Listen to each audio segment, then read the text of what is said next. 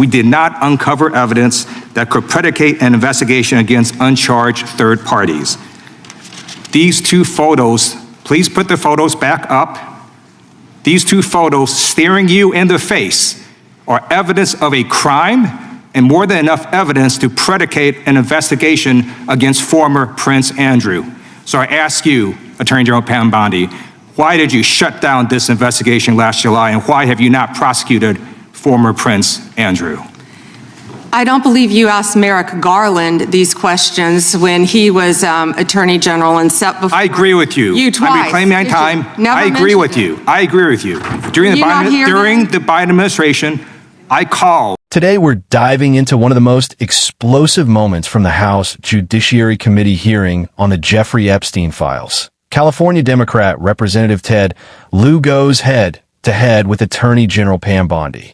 What starts as pointed questioning quickly spirals into a raw, personal clash that highlights the intense political tensions surrounding the Epstein case. I have a UC.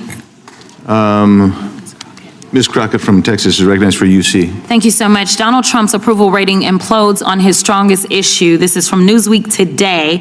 It says 40% of people approve of Trump's handling of immigration and border security, while 60% disapprove. Without objection, that is a admitted. net drop. Now I recognize the gentleman 20. from California, Mr. Lieu.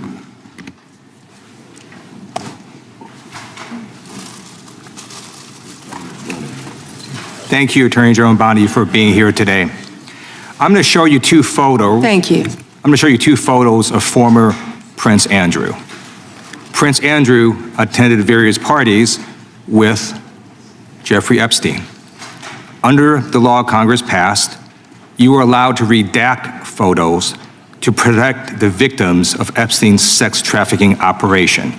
You redacted the photos of this victim's face because you were following the congressional law. Is that correct?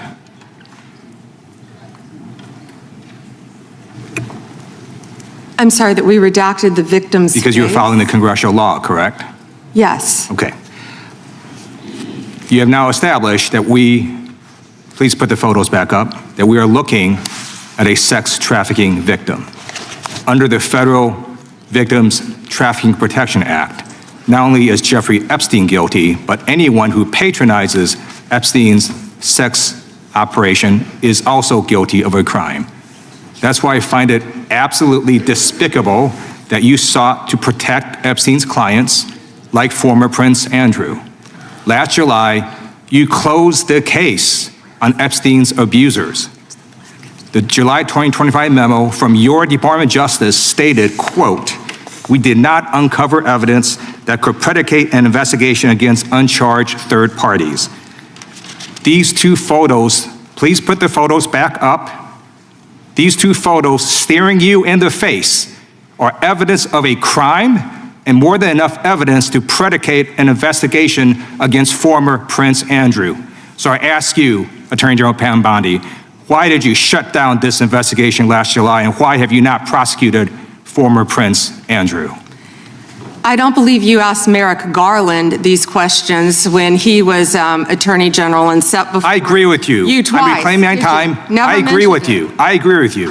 During the Biden administration, I called for people looking at Epstein files. Merrick Garland dropped the ball, as did Attorney General Bill Barr, as did Alex Acosta, a whole string of failures, but you are in charge. You have the power to change things, to hold these men accountable, and you're doing the opposite. You're protecting them.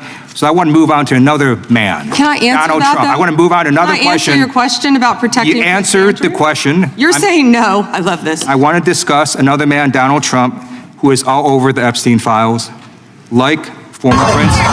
Here's the video.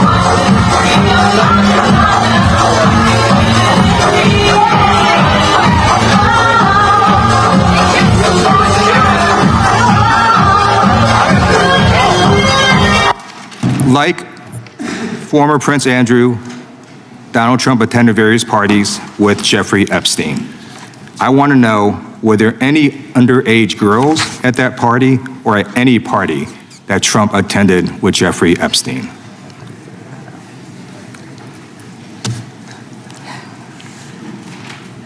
This is so ridiculous and that they are trying to deflect from all the great things Donald Trump has done. There is no evidence that Donald Trump has committed a crime. Everyone knows that. This has been the most transparent presidency. He's the one that asked that those files I'm reclaiming my time. be released. I got your answer. You said there's no evidence. President Trump asked Mr. Chairman, please that stop the he clock. My time. sign Stop the clock. the legislation. This This is time. this I'd like is to reclaim my ridiculous. time. Time belongs to the gentleman from California. Okay.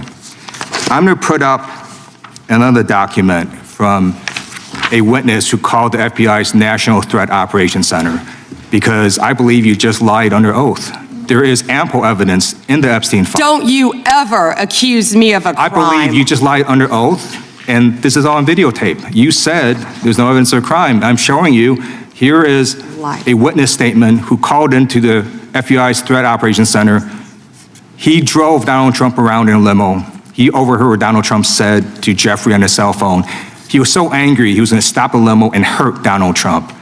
And he met a girl who said she was raped by Donald Trump and Jeffrey Epstein. She later had her head blown off, and the officers at the scene said that could not have been suicide.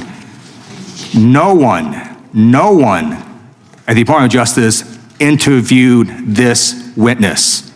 You need to interview this witness immediately. Epstein should rot in hell, so should the men who patronized his operation. And as we sit here today, there are over 1,000 sex trafficking victims, and you have not held a single man accountable. Shame on you. If you had any decency, you would resign right after this hearing concludes. The gentleman has expired. May I respond? Yeah, I don't know how you respond. No one can. I did not ask a question, Ms. He Head. doesn't You're want allowed to talk to. about I did the not ask a horrific question. crime in California. He does not want to talk about I did not ask a crime question. in his She state. can't just Madam Attorney ad-lib General. stuff. I did not ask a question. Meeting will be in order. The gentleman has yielded back his time. I think our next witness will be. This hearing focused on the DOJ's handling and release of Epstein-related documents. Democrats, including LIEU, pressed Bondi on why certain investigations appeared stalled and whether high-profile names, particularly former President Donald Trump, were being properly scrutinized. LIEU confronted Bondi directly, accusing her of lying under oath after she stated there was no evidence that Trump had committed any crimes in connection with the files. He pointed to specific documents, photos, and past associations as potential predicates for further investigation. The moment gets electric when LIEU plays old footage and references evidence he claims contradicts Bondi's testimony.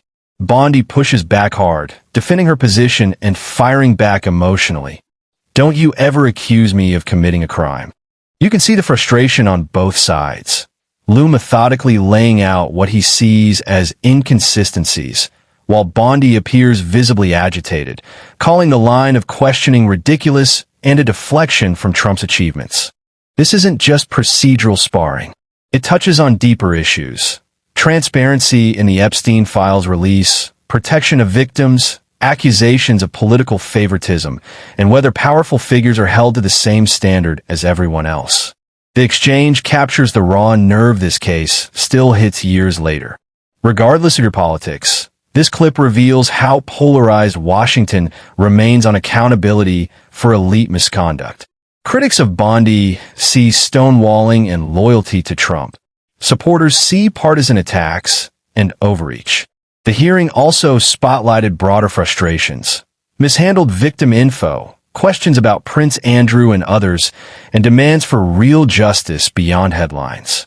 In the end, moments like this remind us why the Epstein saga continues to fuel public distrust.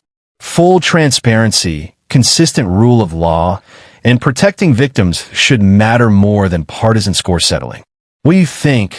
Was LIEU's accusation fair, or was this just political theater? Drop your thoughts below.